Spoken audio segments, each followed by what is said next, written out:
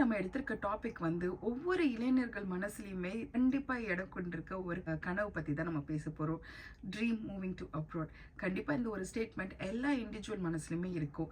ஒரு வேலைக்கு போயிட்டு வேலையில நம்மளோட டேலண்ட்டை ப்ரூவ் பண்ணி எப்படியாவது ஆன்சைட் ஆப்பர்ச்சுனிட்டி வாங்கிடணும் அப்படின்றது தான் நம்மளோட கனவா இருக்கும். ஸோ அந்த கனவு பத்தி தான் நம்ம இன்னைக்கு டிஸ்கஸ் பண்ணுவோம். Back to my channel Chennai move in the UK. நான் உங்க திவ்யா யூகேல இருந்து பேசிட்டு இருக்கேன். பொதுவாகவே ஒரு நாட்டை விட்டு இன்னொரு நாட்டுக்கு போறதுக்கு நமக்கு முக்கியமா தேவையானது என்ன? பாஸ்போர்ட்.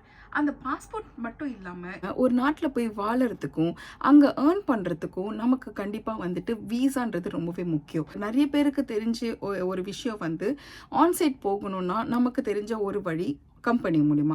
கம்பெனிலேருந்து நமக்கு ஸ்பான்சர்ஷிப் கொடுத்து அந்த நாட்டில் அங்கே வேக்கன்சி இருக்கும்போது நமக்கு ஸ்பான்சர்ஷிப் கொடுத்து நம்மளை ரெக்ரூட் பண்ணி இன்னொரு நாட்டுக்கு அனுப்புவாங்க. ஸோ அந்த மாதிரி ஒரு வழி தான் நமக்கு தெரியும். ஆனால் அந்த வழி மட்டும் இல்லாமல் இன்னும் நல்ல வழிகள் இருக்குது. இந்த வழிகள் நம்ம வந்து ஃபாலோ பண்ணோன்னா கண்டிப்பாக நம்ம யூகே போயிட்டு இல்லை யூஎஸ் போயிட்டு செட்டில் ஆகிறதுக்கு ஒரு நல்ல ஆப்பர்ச்சுனிட்டி இருக்குது. என்ன மாதிரியான வீசா எடுக்கணும், என்ன வீசாக்கு என்ன மாதிரி ஒர்க் இருக்குது, டீட்டெயிலாக பார்க்கலாம் வாங்க. So let's move to the today's video. இப்போ நான் உங்களுக்கு ஒரு சில வீசாஸ் பற்றி சொல்ல போகிறேன். இந்த எல்லா வீசாமே வந்து ஒர்க் வீசா. இந்த வீசாவில் நம்ம கண்டிப்பாக அப்ராட் போகிறோம்னா கண்டிப்பாக நமக்கு வேலை இருக்குது, ஏர்ன் பண்ண முடியும். முதல் வீசா நமக்கு எல்லாருக்கும் தெரிஞ்ச ஒரே வீசா ப்ரொசீஜர் ஆன்சைட் ஆப்பர்ச்சுனிட்டி. அதாவது கம்பெனிலேயே நமக்கு வந்து இன்னொரு நாட்டில் வேகன்சி இருக்கும் போது அப்போ அந்த ஆன்சைட் ஆப்பர்ச்சுனிட்டி வந்து ஒரு இண்டிவிஜுவலுக்கு வரும். அந்த மாதிரி வரும்போது தான் வந்து ஸ்கில்டு ஒர்க்கர் வீசான்ற வீசாவை அப்ரோச் பண்ணுவோம். Skilled worker visa in spite of any country, நீங்கள் யூஎஸ், யூகே, ஜெர்மனி என்ன கண்ட்ரிக்கு போகணுன்னாலும் நமக்கு இந்த ஸ்கில்டு ஒர்க்கர் வீசா இருந்தால் குறிப்பிட்ட வருஷம் வரைக்கும் இருந்து நல்லா சம்பாரிச்சிட்டு வரலாம். அந்த ஒர்க்கர் வீசா வாங்குறதுக்கு நமக்கு மெயின் என்னது, நம்ம ஒரு கம்பெனியில் இருக்கணும், கம்பெனியில் நம்மளுக்கு ஸ்பான்சர்ஷிப் கொடுக்கணும், அப்போ நம்ம வந்து அந்த நாட்டுக்கு போயிட்டு செட்டில் ஆகலாம். ஸோ இந்த ஸ்கில்டு ஒர்க்கர் வீசாக்கு நமக்கு தேவையானது வந்து ஃபர்ஸ்ட் காஸ்ட் லெட்டர்ன்றது சர்டிஃபிகேட் ஆஃப் ஸ்பான்சர்ஷிப். ஸோ ஒரு எம்ப்ளாயர் வந்து நமக்கு ஸ்பான்சர் பண்ணுறாங்க, அதனால் நம்ம ஆன்சைட்டில் போயிட்டு அங்கே வேலை பார்க்க போகிறோம் அப்படின்றது தான் அர்த்தம். ஸோ இந்த காஸ்ட் லெட்டர் வந்த உடனே நம்ம வீசா அப்ளை பண்ணி நம்ம அந்த வீசா கெயின் பண்ண பிறகு அந்த நாட்டுக்கு போய் ஏர்ன் பண்ணலாம். பொதுவாக இந்த ஸ்கில்டு ஒர்க்கர் வீசா வந்து 1 year மினிமம் தருவாங்க, ஒரு 5 to 6 years வரைக்குமே மேக்ஸிமம் எக்ஸ்டெண்ட் பண்ணுவாங்க. ஸோ இந்த ஒர்க் வீசா கிடச்சிச்சுன்னா நமக்கு வந்து ஒரு ரொம்ப அதிகமான செலவு இல்லாமல் நம்ம அப்ராட் போய் செட்டில் ஆகலாம். அதுக்கப்புறம் நம்ம அங்கே நம்மளோட ஒர்க் எப்படி பண்ணுறோம் அதை பொறுத்து தான் நமக்கு எக்ஸ்டென்ஷன் எல்லாமே. செகண்ட் மோஸ்ட் பவர்ஃபுல் வீசா பற்றி தான் பார்க்க போகிறோம், ஸ்டூடெண்ட் வீசா. எஸ், ஸோ இந்த ஸ்டூடெண்ட் வீசா ஏன் நான் பவர்ஃபுல் வீசா சொல்கிறேன்னா இதில் வந்து நமக்கு ஒரு பெனிஃபிட் இருக்குது. என்னென்னா நம்ம இங்கே எந்த நாட்டுக்கு நம்ம போக போகிறோமோ அந்த நாட்டுக்கு உண்டான காலேஜஸை ஃபஸ்ட்டு கண்டுபிடிக்கணும். நல்ல காலேஜில் அவங்க வந்து ஒரு எலிஜிபிலிட்டி க்ரைட்டீரியா கொடுத்துருப்பாங்க. அது நமக்கு கூட எது மேட்ச் ஆகுதோ அந்த யூனிவர்சிட்டி கன்ஃபார்ம் பண்ணிக்கிட்டு நம்ம அப்ளை பண்ணி நமக்கு அட்மிஷன் கிடச்சிடுச்சுன்னா அவங்க வந்து கேஸ் லெட்டர்னு ஒன்று தருவாங்க. கேஸ் லெட்டர்னா என்னென்னா கன்ஃபர்மேஷன் ஆஃப் அக்செப்டன்ஸ்.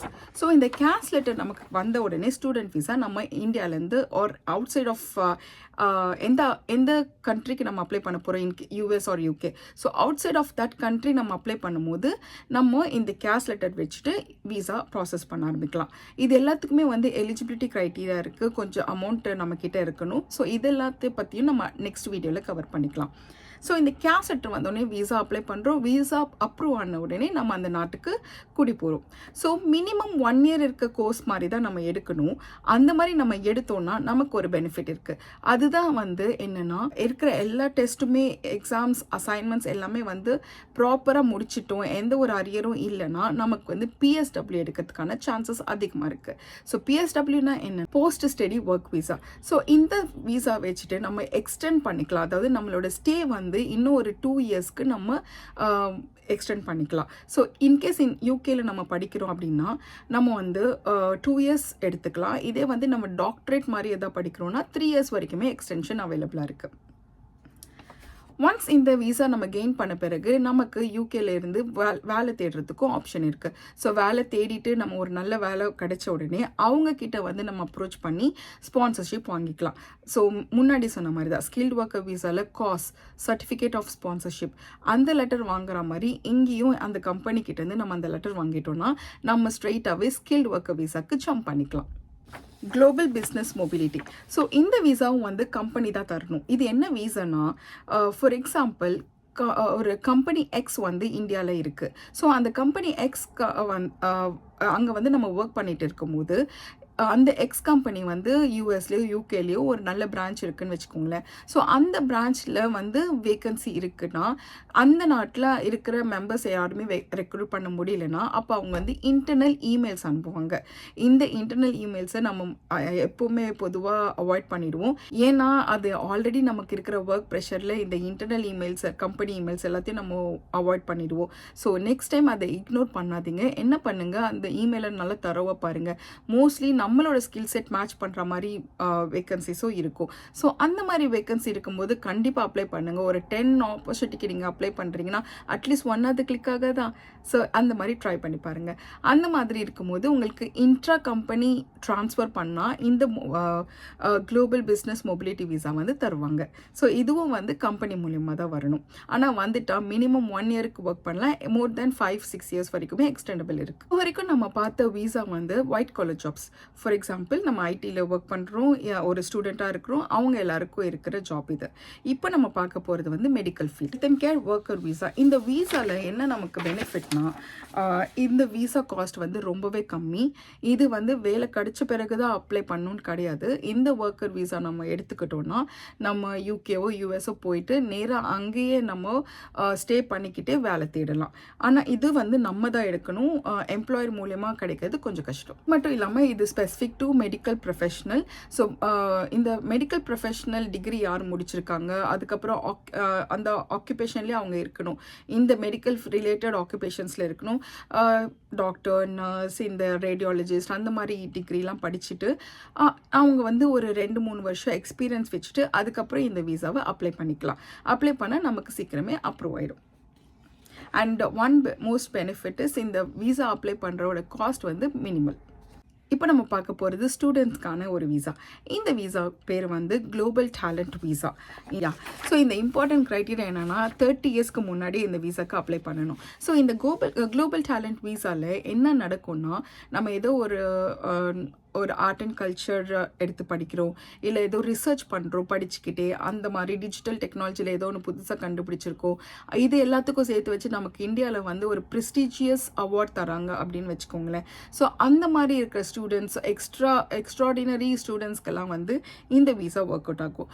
ஸோ அந்த மாதிரி அவார்டு யாராவது வாங்கியிருந்தாங்க, அந்த அவார்டை ப்ரூஃபாக வச்சுட்டு இந்த குளோபல் டேலண்ட் விசாக்கு அப்ளை பண்ணிவிட்டு நம்ம யூகேவோ யூஎஸோ போயிட்டு அங்கே ஸ்டே பண்ணி அங்கே ஒர்க் நம்ம தேடலாம். ஸோ ஃபைனலாக ஒரு விசா இருக்குது. இது வரைக்கும் நம்ம வந்து ஒயிட் காலர் ஜாப்ஸ் விசா பார்த்துட்டோம், ஸ்டூடெண்ட்ஸ்க்கான விசா பார்த்துட்டோம், மெடிக்கல் ஃபீல்டில் இருக்கிறவங்களுக்கான விசா பார்த்துட்டோம். இப்போது ஸ்போர்ட்ஸில் இருக்கவங்களை விட முடியுமா, அவங்களுக்கு ஒரு விசா இருக்குது, இன்டர்நேஷ்னல் ஸ்போர்ட்ஸ்மேன் விசா. ஸோ இந்த விசாவில் என்ன, இது யாரெல்லாம் அப்ளை பண்ணலான்னா, ஸ்போர்ட்ஸில் வெல் எஸ்டாப்ளிஷ்டாக இருக்கிறாங்களே, செம்ம டேலண்ட்டாக இருப்பாங்க, அவங்களாம் வந்து வேறு ஒரு நாட்டுக்கு போனாங்கன்னா அவங்களோட கெரியரை இன்னும் இன்க்ரீஸ் பண்ணிக்கலாம், நல்ல ஒரு க்ரோத் இருக்கும் அப்படின்ட்டு திங்க் பண்ணுறவங்க. அது மட்டும் இல்லாமல் கோச் கூட இந்த விசாவில் வரலாம். ஸோ அவங்க நல்ல ஒரு ட்ரைனிங் கொடுக்குறாங்க. அப்ராடில் இருக்கிறவங்களாம் வந்து அவங்களோட டேலண்ட்டை பார்க்குறாங்க அப்படின்னா அவங்களே எம்ப்ளாயீஸே வந்து ஸ்பான்சர் பண்ணி உங்களை ரெக்ரூட் பண்ணிப்பாங்க. ஸோ இந்த மாதிரி ஒரு விசா வந்து உங்களுக்கு ஸ்பான்சர்ஷிப்போடு கிடச்சிதுன்னா ரொம்ப பெனிஃபிட். இல்லைனா நீங்கள் கூட அப்ளை பண்ணிக்கலாம். அப்ளை பண்ணிவிட்டு யூகேஓ யூஎஸ்ஓ வந்துட்டு நீங்கள் இங்கேருந்து ஒர்க் தேட ஸ்டார்ட். அப்ளிகேஷன் ஃபீஸ் நம்ம எல்லா விசாஸ்க்கும் நம்ம சைட்லேருந்து ஏதாவது ஒரு மினிமல் அமௌண்ட்டாக ஸ்பெண்ட் பண்ணுற மாதிரி வருங்க. மெடிக்கல் டெஸ்ட், டிபி டெஸ்ட், இந்த மாதிரி ஒரு மெடிக்கல் எக்ஸ்பென்ஸ் ஒரு பக்கம் இருக்கும். அப்புறம் விசா அப்ளை பண்ணுற இது ஒரு பக்கம் இருக்கும், ஐஹெச்எஸ் ஃபீஸஸ் இருக்கும். ஸோ இந்த மாதிரி அப்ளிகேஷன் ஃபீஸ் இது எல்லாமே வந்து கொஞ்சம் இருக்கும். ஸோ மினிமம் அமௌண்ட் நம்ம சைட்லேருந்து ஸ்பெண்ட் பண்ணுற மாதிரி தான் இருக்கும். அது மட்டும் இல்லாமல் கம்பெனி ஸ்பான்சர் பண்ணுற விசாஸ் இல்லாமல் நம்மளாம் அப்ளை பண்ணுற விசாக்கு வந்து கொஞ்சம் அதிகமான அமௌண்ட் ஸ்பெண்ட் பண்ணுற மாதிரி இருக்கும். ஸோ இன் திஸ் நோட் நம்ம வீடியோட எண்டுக்கு வந்துட்டும். இப்போ வந்து ஒரு சின்ன ரீகேப். ஒயிட் காலர் ஜாப்ஸ் தேடுறவங்களுக்கு வந்து skilled worker visa and global business mobility visa, இந்த 2 விசா கம்பெனியை ஸ்பான்சர் பண்ணி நமக்கு ஆன்சைட் ஆப்பர்ச்சுனிட்டி கொடுப்பாங்க. நெக்ஸ்ட் ஸ்டூடெண்ட்டாக இருந்துட்டு ஒர்க் பண்ணுறவங்களுக்கு வந்து student visa along with global talent visa. So இந்த 2 விசாலுமே வந்து ஸ்டூடெண்ட்டாக இருந்தீங்கன்னா, நான் சொன்ன க்ரைட்டீரியாலாம் மீட் பண்ணிங்கன்னா நீங்கள் இந்த விசா அப்ளை பண்ணுறதுக்கு எலிஜிபிளாக இருப்பீங்க. அப்புறம் மெடிக்கல் ஃபீல்டில் இருக்கிறவங்க வந்து health and care worker visa எடுத்துக்கலாம். ஸோ இவங்க வந்து எடுத்துட்டு அதுக்கப்புறம் அந்த நாட்டுக்கு போய் செட்டில் ஆகிட்டு அங்கே போய் வேலை தேடுறதுக்கு நிறைய ஆப்ஷன்ஸ் இருக்குது. ஃபைனலாக ஸ்போர்ட்ஸ்மேனுக்கு இன்டர்நேஷ்னல் ஸ்போர்ட்ஸ் பர்சன் வீசா.